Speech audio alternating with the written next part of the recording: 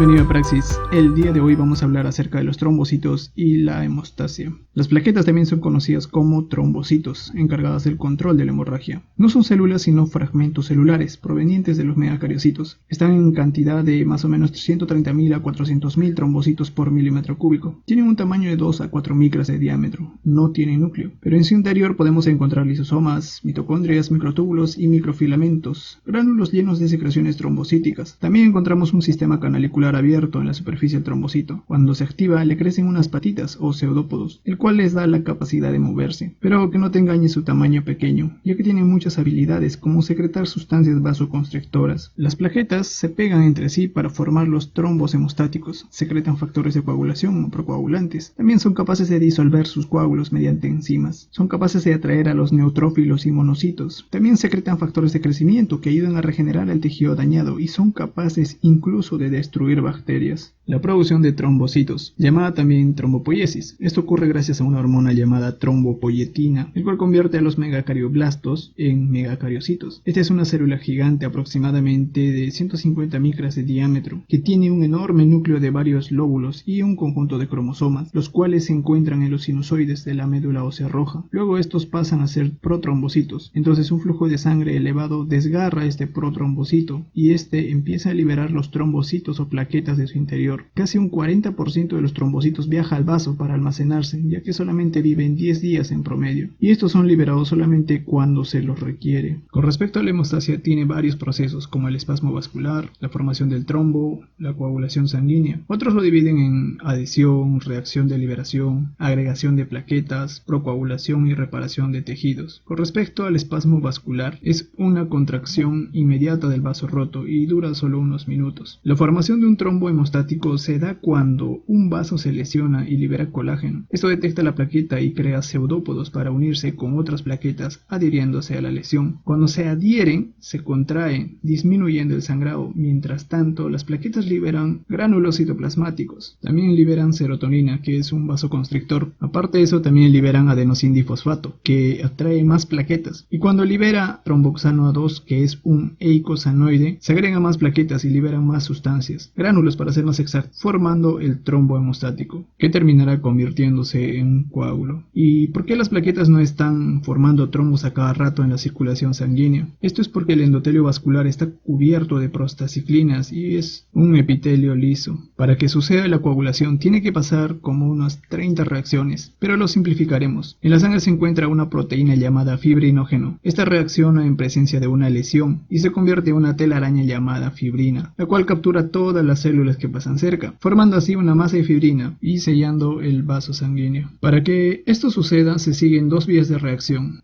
Una de estas vías es extrínseca, por los factores de coagulación liberados por el vaso sanguíneo dañado, y la otra es intrínseca, cuando no hay lesión vascular sino por agentes que se encuentran en la misma sangre. Por ejemplo, una placa de grasa de aterosclerosis. A los factores de coagulación también se les conoce como agentes procoagulantes, que son producidas en el hígado y están inactivos en el plasma. Cuando un factor es activado, origina una reacción en cadena o conocida también como cascada de coagulación.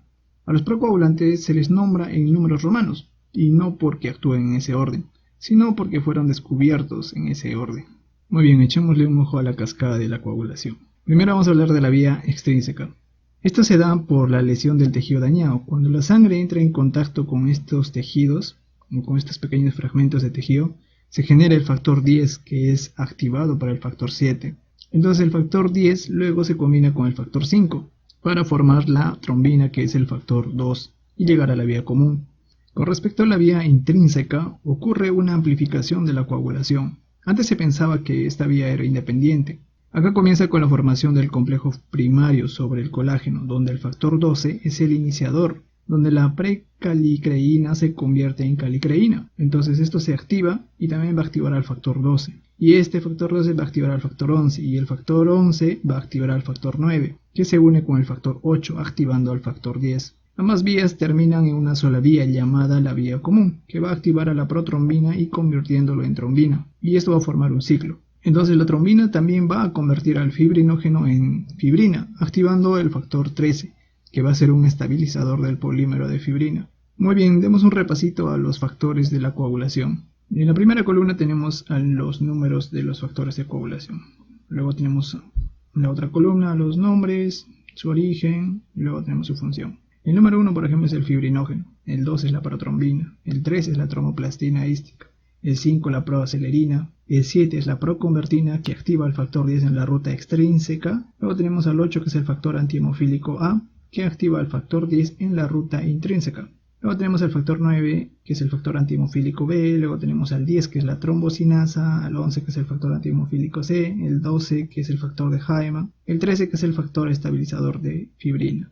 Y la mayoría de estos factores tienen su origen en el hígado, salvo la tromboplastina ística que está en el tejido perivascular y el factor 13 que está en los trombocitos y el plasma. Entonces, si hay algún daño o lesión o alguna patología hepática, va a afectar directamente a estos factores. Entonces, para evaluar si tienes una coagulación efectiva, se realiza mediante una punción en el dedo, el cual debería detenerse a los 2 o 3 minutos. O también se puede hacer una muestra de sangre en un tubo de ensayo, el cual debería coagularse a los 15 minutos. Claro que también hay otras técnicas más específicas, como el tiempo de protrombina o el tiempo de parcial de tromboplastina. Esas técnicas se realizan ya para una determinada patología o para el control de una patología específica. Muy bien, ahora que ya se ha formado todo el coágulo, ¿qué es lo que sigue? Como sabemos, los trombocitos y las plaquetas les salen unas patitas que se llaman pseudópodos. Estos se unen a los hilos de fibrina y a los bordes del vaso lesionado. Entonces empiezan a contraerse y tratan de cerrar la lesión como si fuera el cierre de un bolso. Esto más o menos toma unos 30 minutos. Luego de que se ha formado el coágulo, se libera un estimulante mitótico, llamado factor de crecimiento derivado de los eritrocitos, el cual estimula a los fibroblastos y las células del músculo liso para que se multipliquen. Entonces los fibroblastos también invaden el coágulo y producen tejido conjuntivo. Así fortalecen el lugar de reparación. Cuando esto se completa, inicia una fase llamada fibrinólisis, donde el coágulo se empieza a disolver gracias al factor 12 que cataliza la formación de una enzima llamada calicreína, que a su vez convierte el plasminógeno en plasmina. Y la plasmina junto con la trombina disuelven el coágulo. La plasmina indirectamente sigue formando más calicreína, formando así un ciclo de fibrinólisis. Y para terminar vamos a hablar acerca de la coagulación inapropiada. Para evitarlo se requiere ciertos controles para que no se descontrolen los trombocitos, como por ejemplo la repulsión de los trombocitos por el endotelio que está cubierto de prostaciclina.